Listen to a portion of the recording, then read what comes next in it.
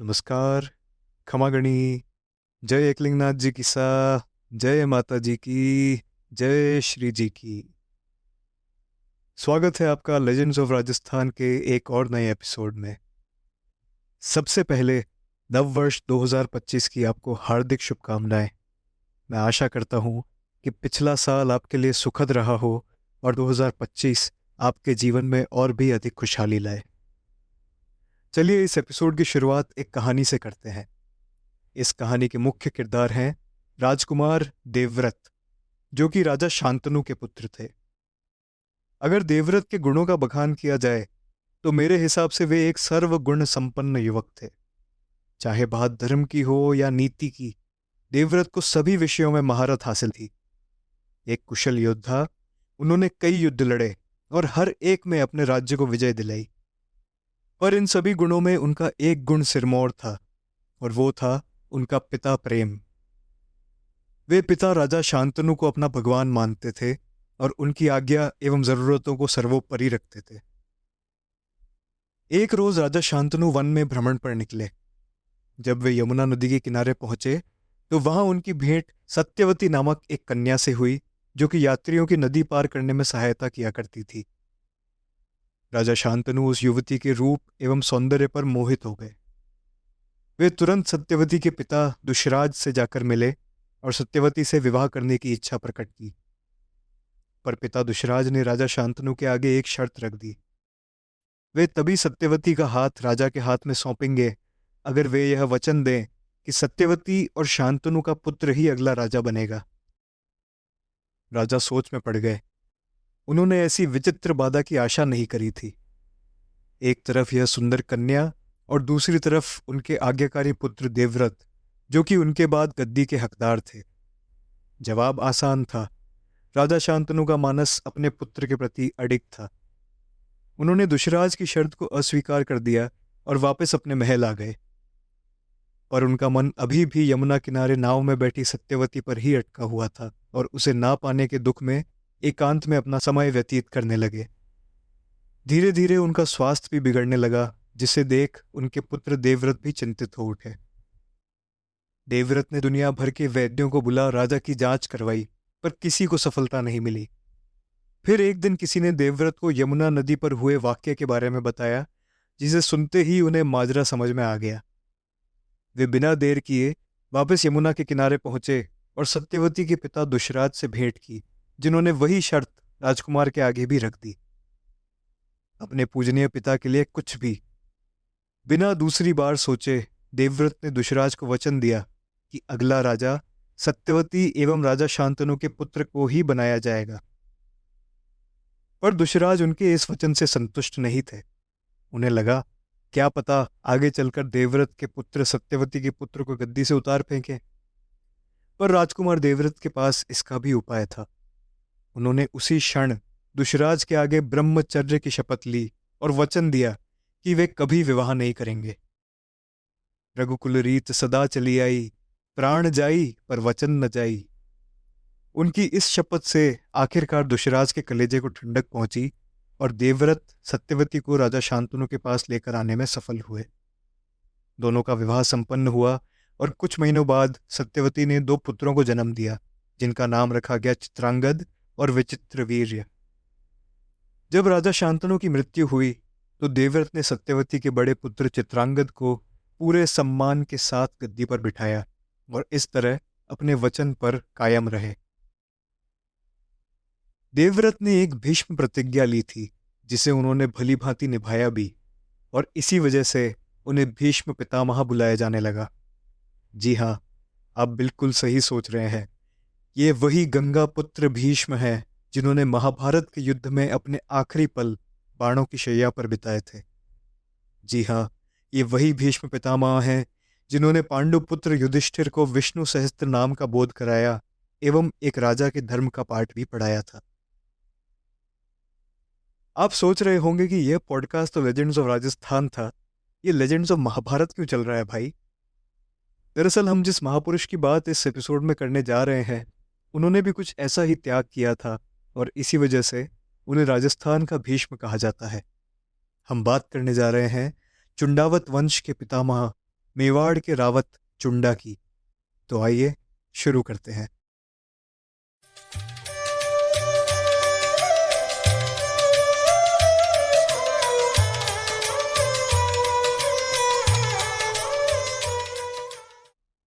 राणा चुंडा पराक्रमी महाराणा हमीर के पोते लक्ष्य सिंह, या दूसरे शब्दों में महाराणा लाखा के पाटवी पुत्र थे। लाखा के राज्यकाल में मेवाड़ राज्य ने दिन दुगनी रात चौगुनी तरक्की करी। वे लाखा ही थे जिन्होंने मेवाड़ में जस्ते और चांदी की खानों की खुदाई करवाई, और इन्हीं खानों ने अगले 500 सालों तक राज्य की आय में एक प्रमुख योगदान दिया। आज विश्व भर में सुप्रसिद्ध मेवाड़ी चित्रकला भी महाराणा लाखा के कार्यकाल के दौरान ही फली फूली। लाखा ने कई सैन्य अभियान भी किए, जिनके चलते मेवाड़ ने बप्पा रावल के समय की कीर्ति वापस पाई। पर अब लाखा बूढ़े हो चुके थे, जिसके कारण उनके पुत्र चुंडा ही राजपाट का कार्य संभाला करते। जहां उस समय मेवाड़ फल फूल रहा था, वहीं पड़ोसी राज्य मारवाड़ में कुछ खटपट चल रही थी। उस समय मारवाड़ की राजधानी मंडोर हुआ करती थी, क्योंकि जोधपुर तब तक अस्तित्व में नहीं आया था, और गद्दी पर जो राव विराजमान थे उनका नाम भी चुंडा ही था। अगर आपने इस पॉडकास्ट का नवा एपिसोड राव हेमाजी गहलोत सुना है, तो आपका याद दिलाना चाहूंगा, ये वही राव चुंडा है जिन्हें उगम सिंह परिहार ने मंडोर दहेज में दिया था। राव चुंडा ने अपने ज्येष्ठ पुत्र रणमल से किसी बात पर नाराज होकर अपने दूसरे पुत्र कान्हा को अपना उत्तराधिकारी घोषित कर दिया था, जिसके कारण रणमल ने मारवाड़ छोड़ने का फैसला किया और 500 सवारों को लेकर मेवाड़ आ गए। रणमल युद्ध कला में अत्यंत कुशल एवं एक बलशाली योद्धा थे। मेवाड़ की तरफ से लड़ते हुए रणमल राठौड़ ने कई युद्धों में भाग लिया। उनके साहस एवं पराक्रम से महाराणा लाखा काफी प्रसन्न थे, और उपहार स्वरूप उन्हें वर्तमान पाली जिले में स्थित धनला की जागीर सौंप दी। हंसाबाई रणमल की छोटी बहन थी, जो कि अब विवाह योग्य हो चुकी थी। हर उस भाई की तरह जो अपनी बहन से अत्यंत प्रेम करता है, रणमल भी चाहते थे कि उनकी बहन को अच्छे से अच्छा जीवन साथी एवं परिवार मिले। मेवाड़ के लिए लड़ते हुए रणमल की भेंट राजकुमार चुंडा से हुई, जो कि लाखा के बाद अगले महाराणा बनने वाले थे। उन्हें देखते ही रणमल समझ गए थे कि चुंडा से अच्छा वर उनकी बहन को नहीं मिल सकता। विचार बहुत अच्छा था, और इसे पूरा करने हेतु रणमल भी पंडित जी के साथ अपनी बहन का रिश्ता लेकर महाराणा लाखा के दरबार में पहुंच गए। उस समय जब भी कोई रिश्ता लेकर आया करता था, तो वो साथ में एक नारियल भी लाता था। नारियल को श्रीफल भी कहा जाता है, एवं इसके हिंदू मान्यताओं में कई मायने हैं। यह हिंदू त्रिमूर्ति ब्रह्मा, विष्णु और महेश का प्रतीक है। भक्त नारियल को पूजा की वस्तु मानकर तीनों देवताओं को श्रद्धांजलि अर्पित करते हैं, और इस प्रकार वे त्रिमूर्ति का आशीर्वाद प्राप्त करते हैं। नारियल में 3 बिंदु भगवान शिव की 3 आंखों का प्रतीक है। नारियल की तुलना मानव सिर से भी की जाती है। उसके रेशे बाल हैं, खोल खोपड़ी है, पानी रक्त है, और गिरी मस्तिष्क का प्रतिनिधित्व करती है। इसलिए नारियल अर्पित करके एक भक्त स्वयं या मन को सर्वोच्च शक्ति के सामने समर्पित करता है। जब रणमल लाखा के दरबार में पहुंचे, तो चुंडा के वहां उपस्थित नहीं होने के कारण उन्होंने वह नारियल महाराणा लाखा को नजर किया, जिस पर लाखा ने भी मजाकिया अंदाज में कह दिया कि हाँ भाई, हम बूढ़ों के लिए थोड़ी अब कोई नारियल लेकर आएगा। इतना कहकर लाखा ने नारियल स्वीकार कर लिया। पर बात यहां खत्म नहीं हुई। जब चुंडा वापस चित्तौड़ लौटे, तो उन्होंने नारियल को लेकर हुए वार्तालाप के बारे में सुना। चुंडा ने अपने पिता के द्वारा किए गए मजाक को कुछ ज्यादा ही गंभीरतापूर्वक लिया। उन्हें ऐसा लगा कि लाखा अभी भी विवाह करने के इच्छुक थे, और अपने पिता की इसी इच्छा को सर्वोपरि रखते हुए उन्होंने हंसाबाई का नारियल स्वीकारने से मना कर दिया। लाखा ने उन्हें बहुत समझाया, पर अब चुंडा ने हट कर ली थी। उन्होंने अपने पिता से आग्रह किया कि आप हंसाबाई से विवाह कर लें।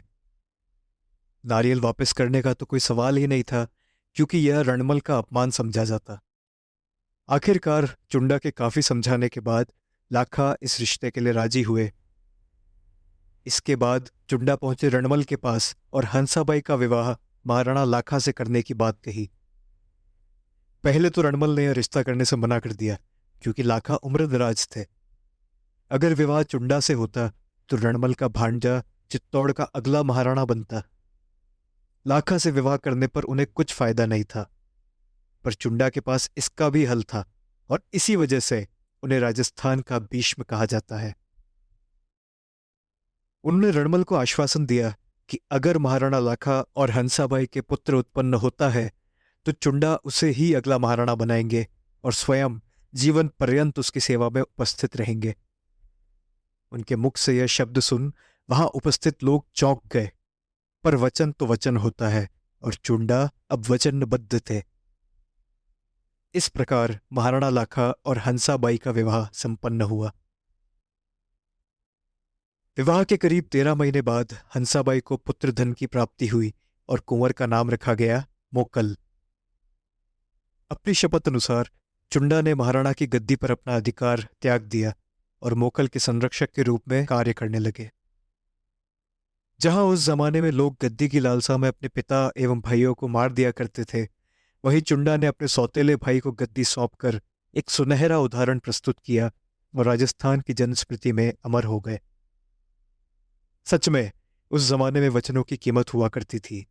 आज के कलयुगी जमाने में हमें चुंडा और देवव्रत जैसे इंसानों की सख्त जरूरत है, क्योंकि आज के वचन तो आलू प्याज की तरह हर दूसरी दुकान पर बिका करते हैं। पर चुंडा द्वारा किए इस त्याग को महाराणा लाखा एवं मेवाड़ के सामंतों ने अनदेखा नहीं किया। उन्हें और उनके वंशज चुंडावतों को कई सम्मानों के साथ नवाजा गया। उन्हें मेवाड़ का सबसे बड़ा ठिकाना या जागीर सलुम्बर के साथ 3 और बड़े ठिकाने दिए गए, जिनका नाम है आमेट, बेगू एवं देवगढ़। इतना ही नहीं, सलुम्बर के रावत को यह अधिकार दिया गया कि हर नए महाराणा का राजतिलक उनके द्वारा ही किया जाएगा। जब मोकल मेवाड़ के महाराणा बने तब चुंडा ने ही अपने रक्त से तिलक कर उन्हें गद्दी पर बिठाया था।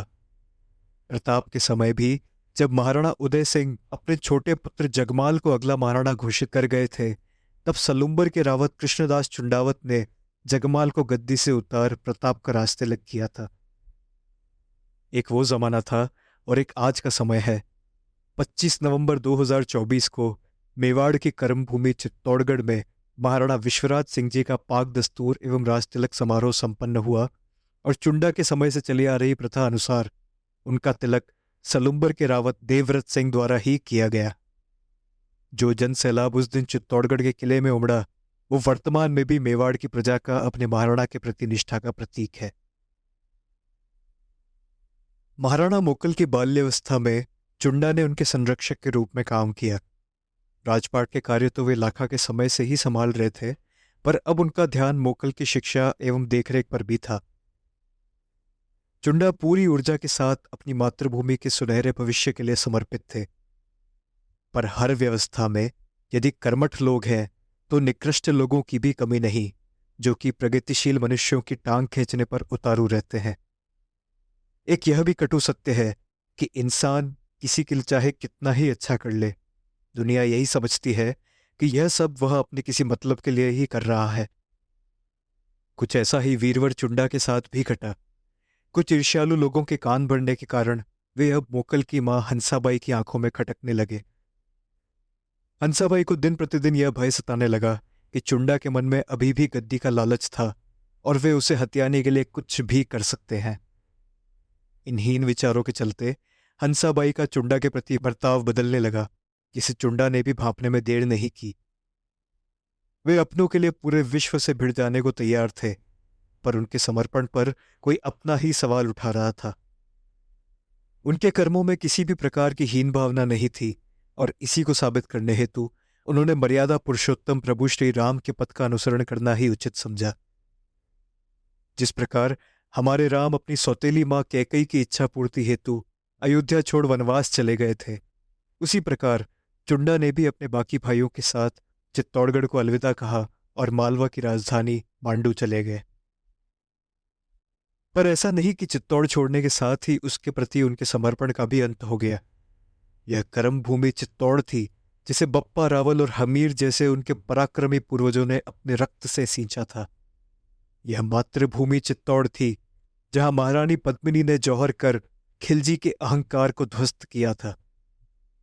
चित्तौड़ की रक्षा सर्वोपरि थी और महाराणा मोकल सबसे महत्वपूर्ण, जिसके चलते चुंडा ने खुद से छोटे भाई राघव देव को चित्तौड़ ही छोड़ दिया ताकि वे 24 घंटा महाराणा की सेवा में उपस्थित रहें। यहां बीच में एक रोचक जानकारी आप सभी को देना चाहूंगा। महाराणा लाखा की मोकल को मिलाकर 9 संतानें हुई और इन्हीं में से मेवाड़ की कई वंशावलियों की उत्पत्ति भी हुई है।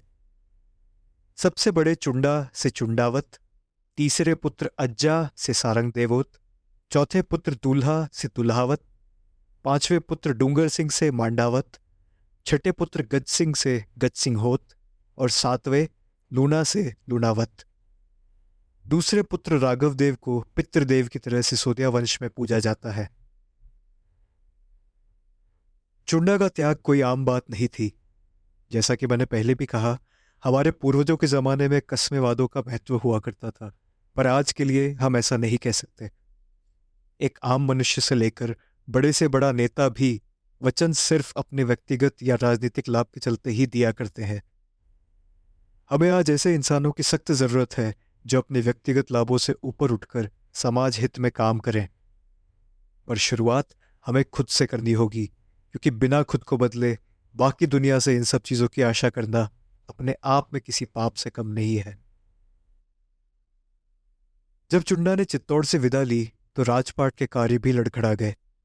महाराणा मोकल अभी एक बालक ही थे और राज्य के काम संभालने के लिए एक होनहार व्यक्ति की आवश्यकता थी। ऐसी अवस्था में हंसाबाई ने अपने भाई रणमल से चित्तौड़ आकर राजपाट संभालने का आग्रह किया और इस प्रकार रणमल राठौड़ मोकल के संरक्षक के रूप में मेवाड़ का राजपाट देखने लगे। पर यह रावत चुंडा का चित्तौड़ की राजनीति में आखिरी उल्लेख नहीं था। आगे की कहानी और भी रोचक होने वाली है और इसे हम अगले एपिसोड में जारी रखेंगे, जिसकी परिपाटी सिसोदिया और राठौड़ रक्त से लहूलुहान है। अगर आपको यह एपिसोड पसंद आया तो इसे लाइक और शेयर कर अपने परिवारजन और मित्रों को जरूर सुनाएं। यह पॉडकास्ट स्पॉटिफाई के साथ साथ यूट्यूब पर भी उपलब्ध है, जिसका लिंक डिस्क्रिप्शन में दिया गया है। पॉडकास्ट की शॉर्ट वीडियो क्लिप्स देखने हेतु आप हमें Instagram channel spirit of Rajputana पर भी फॉलो कर सकते हैं। आशा है आपसे फिर मुलाकात होगी। तब तक के लिए धन्यवाद।